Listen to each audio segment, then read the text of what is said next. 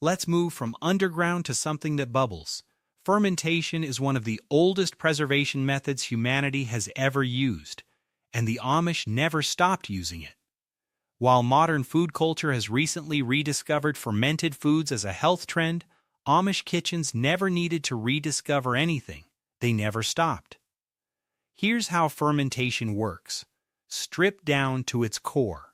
Beneficial bacteria consume the natural sugars present in food and produce lactic acid as a byproduct. That acid creates an environment so hostile to harmful bacteria that spoilage essentially becomes impossible. No refrigerator, no preservatives, no special equipment, just salt, vegetables, time, and knowledge. Walk into an Amish kitchen during harvest season and the first thing you'll notice is the crocks. Large ceramic pots sitting on counters and floors, quietly bubbling and doing their work. Cabbage is becoming sauerkraut. Cucumbers are becoming pickles. Milk is fermenting into cheese or yogurt. Everything happening at room temperature without any intervention through a process that's been running in human kitchens for at least 10,000 years. A standard batch of Amish sauerkraut uses shredded cabbage and salt. Roughly 3 tablespoons of salt for every 5 pounds of cabbage. No vinegar. No additives. The salt pulls water out of the cabbage, creating a natural brine. The cabbage is pressed down below the brine's surface and left to ferment for 3 to 4 weeks. What you get is a product that will remain shelf-stable without refrigeration for up to 2 years. 2 years. From cabbage and salt.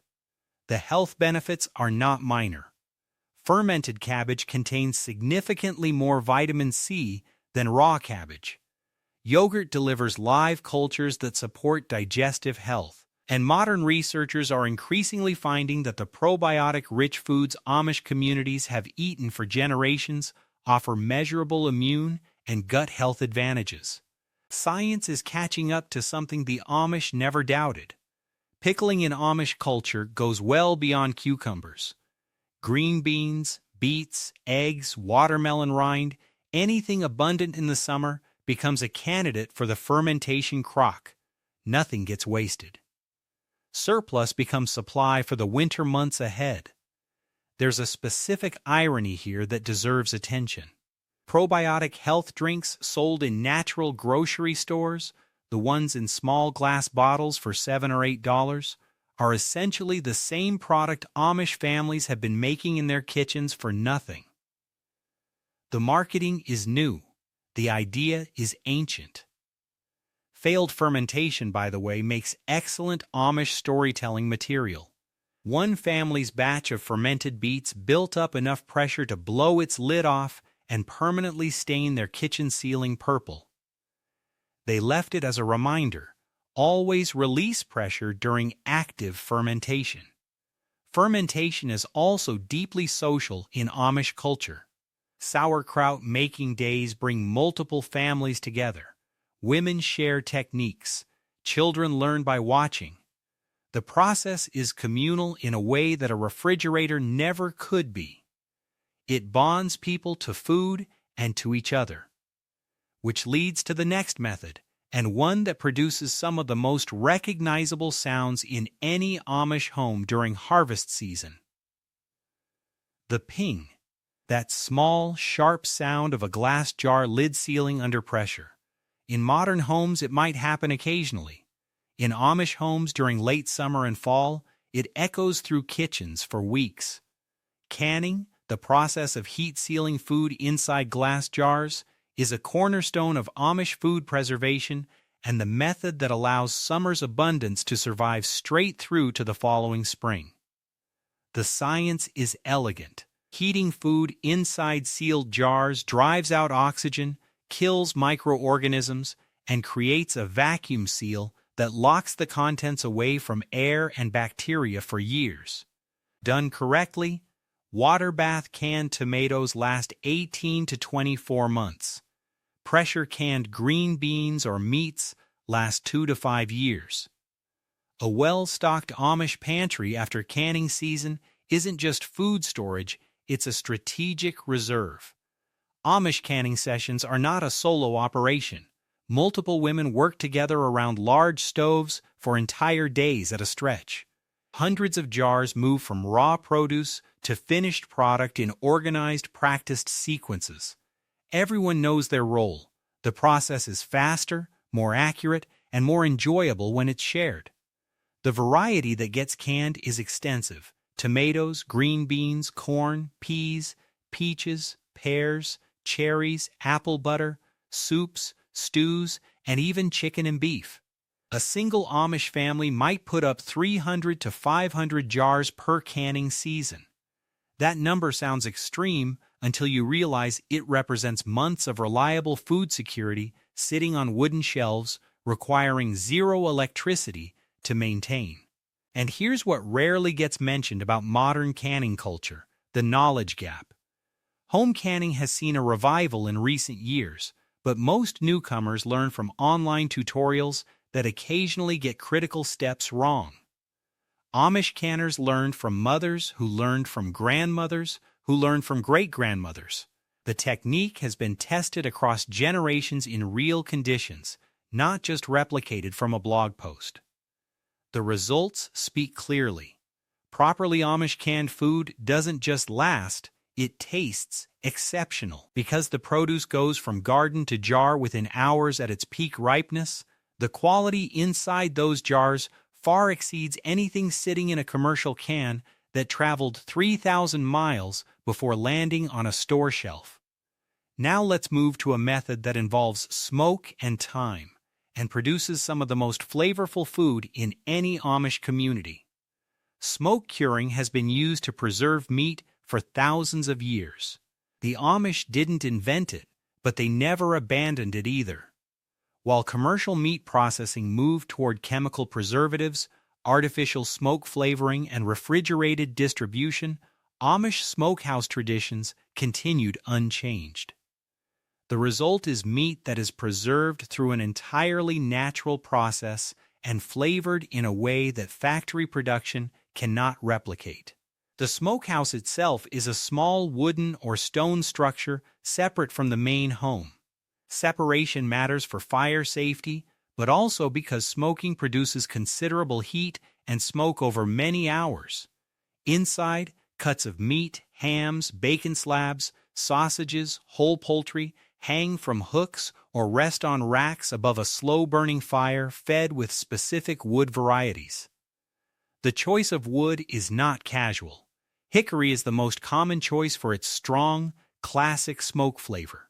Apple wood produces a milder, slightly sweet result. Cherry and maple offer their own distinct profiles.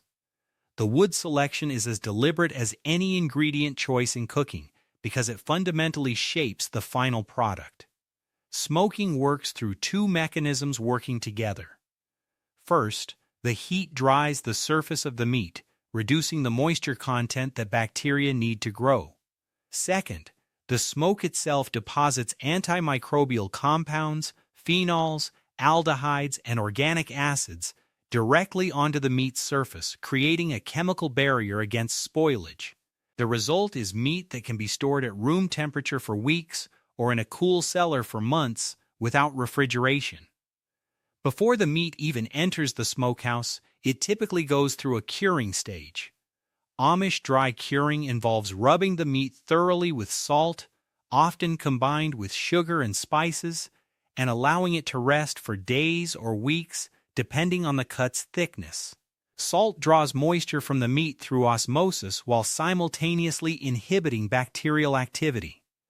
This pre-treatment is what makes long-term preservation possible before the smoke is ever applied. The sausage-making tradition deserves its own mention. Hog butchering days in Amish communities are significant communal events. Neighbors gather. Every part of the animal is used. Sausages are seasoned with herbs and spices grown on the property, stuffed into natural casings, smoked, and then either dried further or stored in cool cellars. The flavor variety across different families and communities is remarkable, each with its own seasoning traditions passed down and refined across generations. Modern consumers pay premium prices for artisanal smoked meats and charcuterie products that approximate what Amish communities have been producing for practical necessity for 2 centuries. The artisanal food movement essentially bottled traditional preservation and sold it back to the market at a markup. The Amish didn't charge extra for tradition. They just never stopped practicing it. Now let's talk about one of the most underappreciated methods in the entire Amish preservation system: removing water. Everything that spoils, spoils because of moisture. Bacteria, mold, and yeast all require water to grow. Remove enough water from food, and you remove the conditions that make spoilage possible. That's the entire logic behind drying and dehydration, and it's a logic the Amish have applied across an enormous range of foods for generations. Fruits are sliced thin and dried on wooden racks or suspended on strings in warm, ventilated spaces.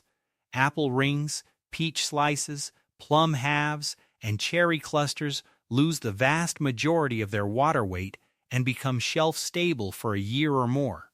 Vegetables follow the same principle. Corn is dried on the cob and then shelled. Green beans are strung on thread and hung to dry, a preparation sometimes called leather breeches in Appalachian and Amish traditions. Tomatoes are sliced and dried. Mushrooms, peppers, and herbs are bundled and hung throughout the kitchen. The result is a kitchen that looks almost decorative from the outside, bundles hanging from ceiling hooks, trays of drying produce filling window-adjacent shelves, but is in reality a working food preservation system operating continuously through the growing season. Drying concentrates flavor in a way that no other preservation method achieves. Dried apple rings taste more intensely of apple than fresh ones. Dried tomatoes carry a depth of flavor that completely raw tomatoes cannot match. The Amish don't celebrate this as a culinary discovery. It's just a natural byproduct of a practical process. Weight reduction matters practically too. A pound of fresh apples might dry down to 2 or 3 ounces.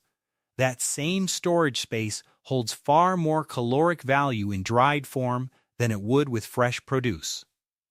Efficiency and preservation combined in one process.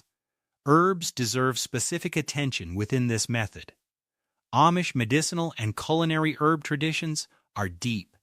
Chamomile, peppermint, lavender, echinacea, yarrow, and dozens of other plants are grown, harvested, and dried. These aren't decorative. They serve as the community's pharmacy and spice cabinet combined. Dried herbs store for a year or longer and represent another category of self-sufficiency that modern households have largely outsourced to stores. Which brings us to a method that sounds old-fashioned until you understand what it actually accomplishes. Sealing food in fat. Specifically, lard rendered pork fat used as a preservation medium. Cooked meat submerged and sealed beneath solidified lard is protected from air and bacteria by a layer of fat that acts as a physical barrier. This technique, known historically as confit in French culinary tradition and simply as practical preservation in Amish communities, produces meat that remains safe and flavorful for months without refrigeration. The process requires rendering fat from pork until it is completely liquid and clear of impurities.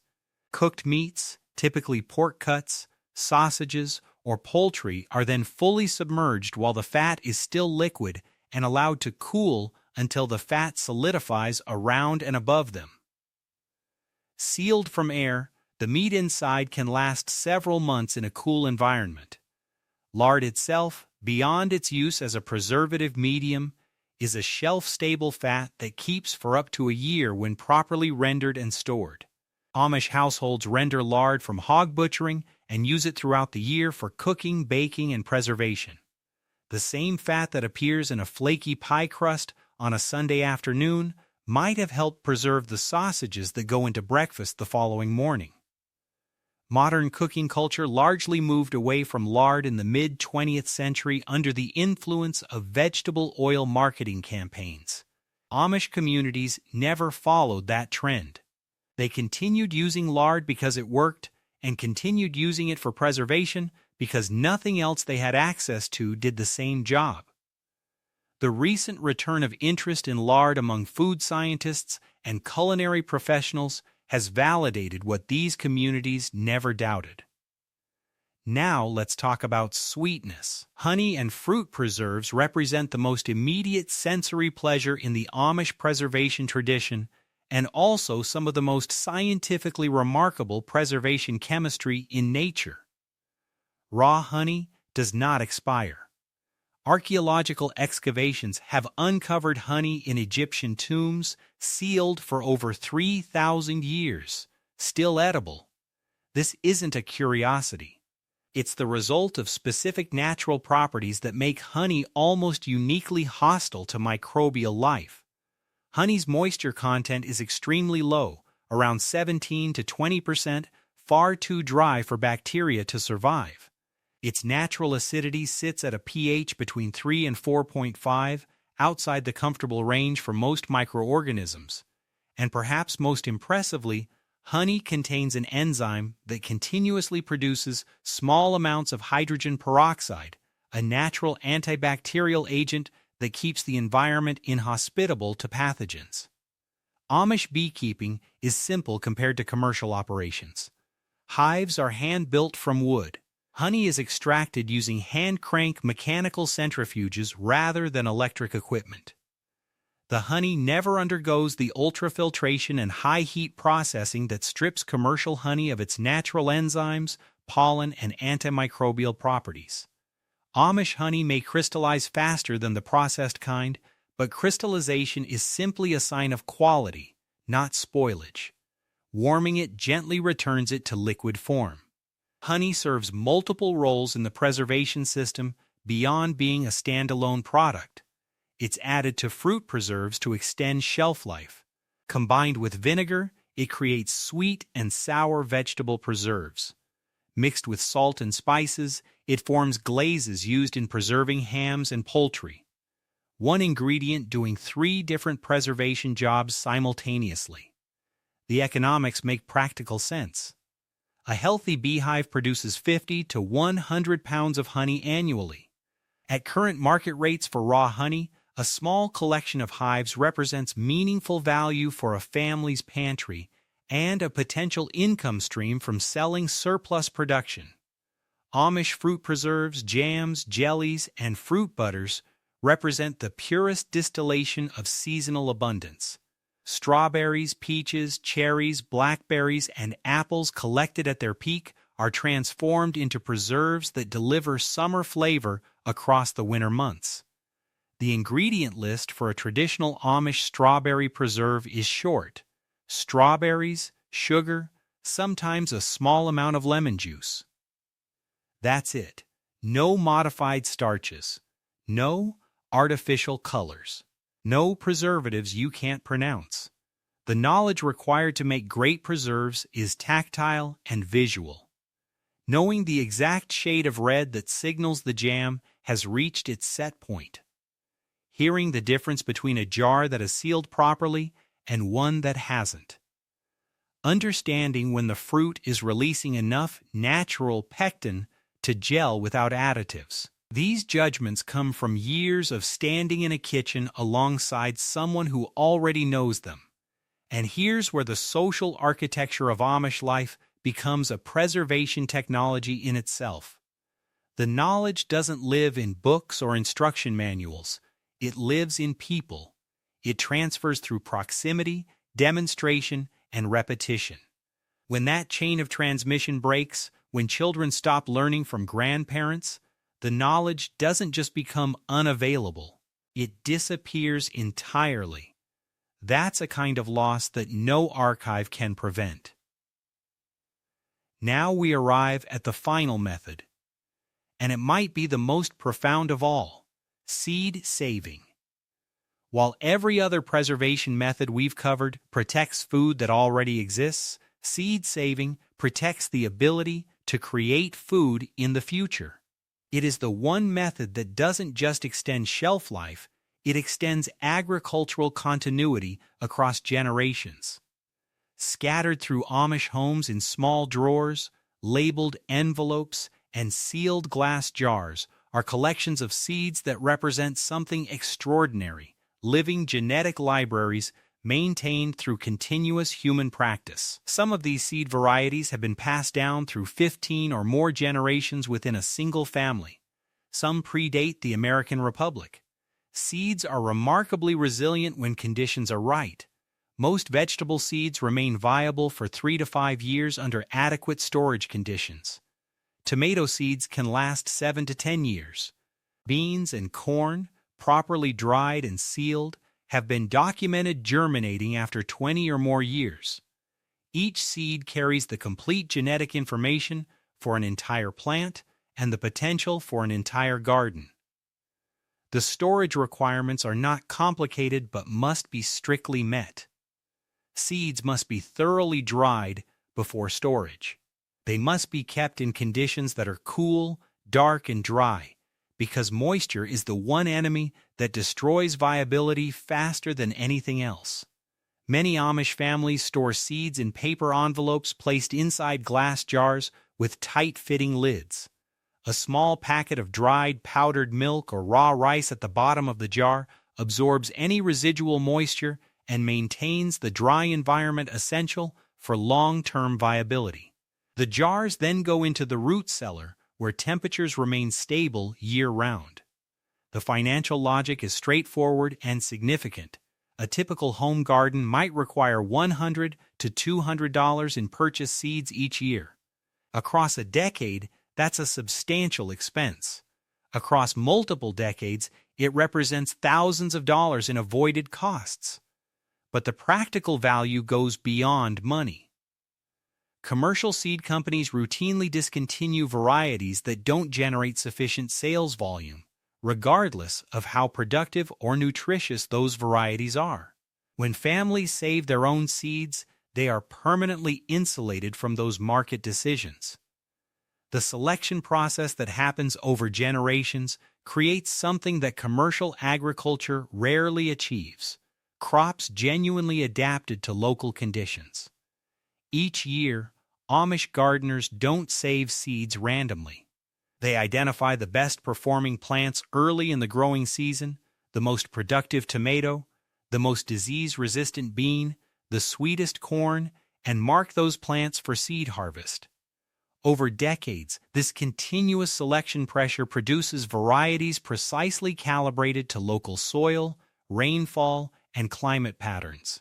One Pennsylvania Amish family grows a pole bean variety that agricultural researchers have traced back at least 3 centuries. It grows nowhere else commercially.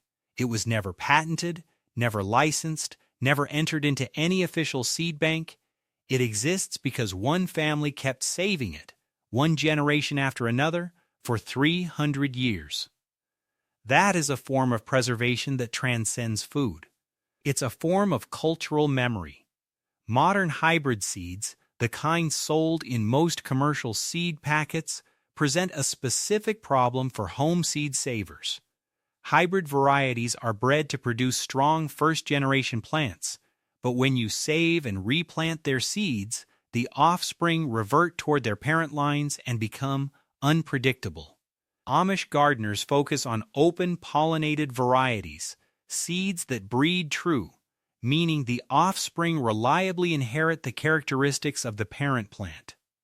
This makes the saved seeds genuinely useful next season, not just nominally viable. The knowledge required for effective seed saving varies by plant. Tomatoes require a fermentation step to remove the natural gel coating around each seed before drying. Skip that step and viability drops dramatically. Beans must fully mature and dry on the vine before harvest. Corn requires physical isolation from other corn varieties during pollination to prevent cross-pollination from altering the genetics. Cucumbers must grow far beyond the eating stage into an overripe state before their seeds are fully mature. Each crop has its own requirements. Each one is learned through practice. The diversity held inside established Amish seed collections dwarfs what commercial seed catalogs offer. Where a large commercial supplier might offer 4 or 5 sweet corn varieties, an experienced Amish family might maintain 12 to 15 distinct types, each selected for different purposes, different flavor profiles, different storage characteristics. That diversity is not just abundance, it's resilience. A pest or disease that devastates one variety may leave another entirely untouched. During the seed shortages that struck during the early years of the recent pandemic, when garden supply stores sold out of common varieties in days, Amish communities were entirely unaffected. They planted exactly what they always planted, from their own collections, on their own timeline, without any dependence on the commercial supply chain. Their food security did not fluctuate with market availability because their seed supply was not part of the market. The cultural weight attached to seeds in Amish communities is real and significant.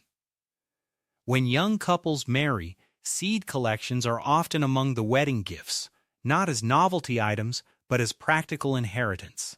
A jar of tomato seeds from a grandmother's most productive plant carries the same weight as a piece of furniture passed down through the family. These seeds come with stories. They come with names. They come with instructions whispered between generations. This is that tomato your great-grandmother carried from the old community when we relocated here. A sentence like that doesn't just explain what seeds are for. It explains what seeds are.